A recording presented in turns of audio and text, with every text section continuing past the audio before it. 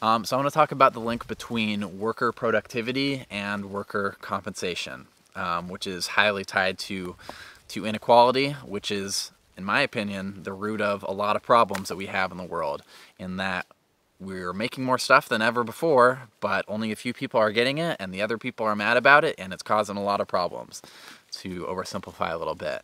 So I'm going to put this graph on the screen. It has those two variables tracked through the 1900s and the 2000s. And so the first line is just worker efficiency. How much output is one person able to produce per unit time?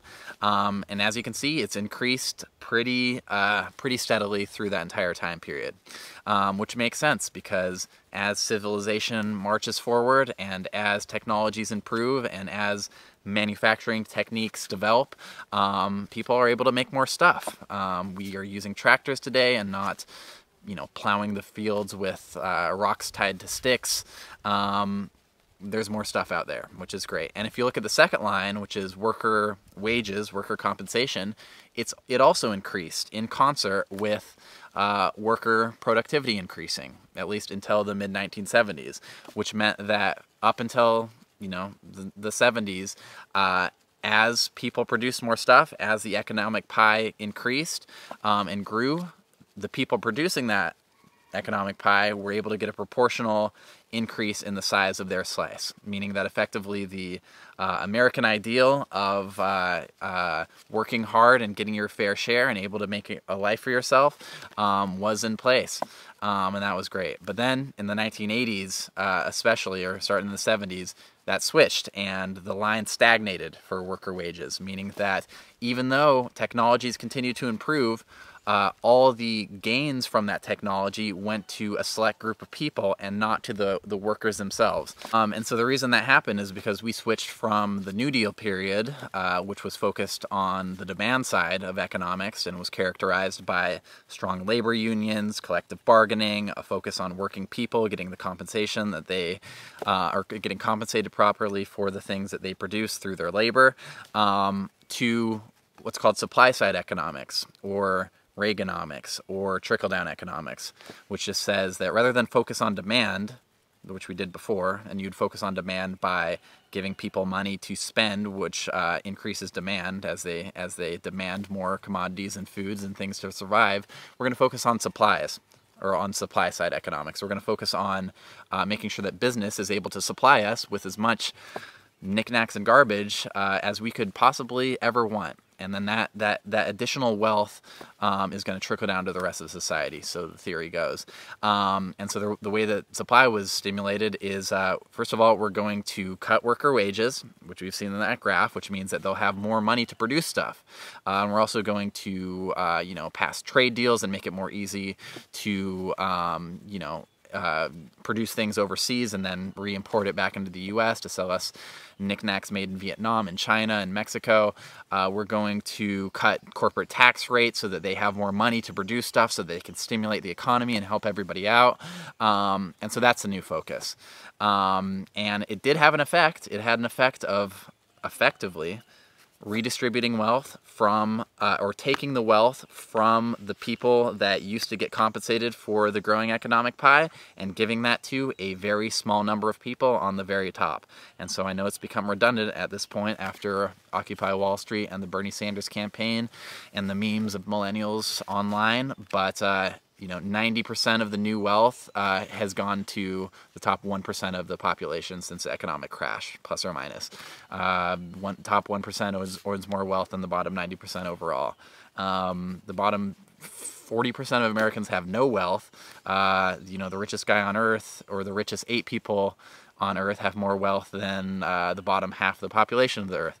We can go on and on with this. This also was a global trend, not just in the U.S. But the U.S., since the corporations are multinational and it's become a more globalized, interconnected economic system, these trends were global. And it has pretty perverse effects when you think of 700 million people living on $1.90 a day or less. But one guy has approaching $200 billion. And so he uses that to make spaceships and still can't spend enough money.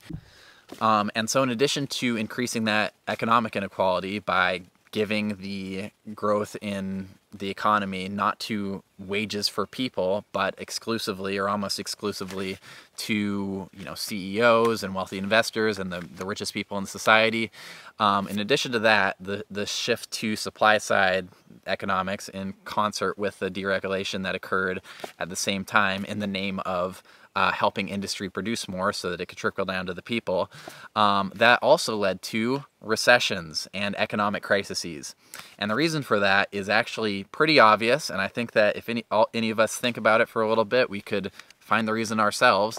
And in other parts of the world, they know the reasons well, and even in other times within American history, a lot of people would be knowledgeable about this particular tradition, which talks about the reasons, which is actually Marxism from Karl Marx. And one thing that Marx said was that because of the tension between, let's call it the bourgeois capitalist class and the proletariat, the working class, the tension for the capitalists to always want to drive down wages because they have to make as much profit as possible. It's their legal obligation, and if they don't drive down wages, then their competitor will. And because they do that, they'll be able to undercut their prices. They'll be able to sell more stuff. They'll be able to effectively drive them out of the marketplace. And so the pressure is always to decrease wages, which leads to that type of inequality. But that decrease in wages leads to the demand fall that I talked about earlier, which leads to economic crises, which is just that, you know, you can produce as much stuff as possible, but if people aren't buying it, that's going to lead to eventually those bubbles bursting, that people investing too much in producing stuff, and there's going to be nowhere to go. And which is the reason why China has to export everything to the U.S. Because they can produce a ton of stuff, but they're not paying their workers enough to buy that stuff, and so we have to use you know, the American wages or the American income to buy the stuff from China, and that's creating and as the wages stagnate, that's creating more problems for the global economy.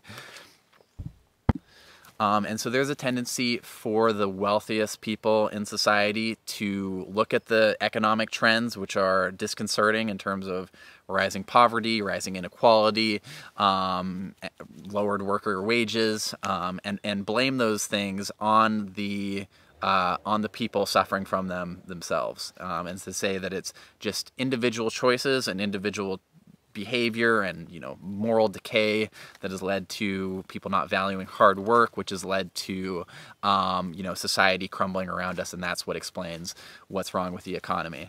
And even though individual behavior is important for individuals, it is still pathological to blame macroeconomic trends, which are caused by specific tangible economic policies actually pushed forward by the same elite, which are pointing the finger at the poor, and to blame that on the poor rather than on the trends themselves. And so please do not buy the idea that we, you know, don't have enough, you know, there's just not enough you know, money to go around to help people. We're the wealthiest country in the history of the world. There's much more than enough wealth than we'd ever need to help people. But there's a ideology which centralizes individualism and consumption and gluttony, which has been driving policy for a long time, and they try to keep people divided. But don't buy the hype. So.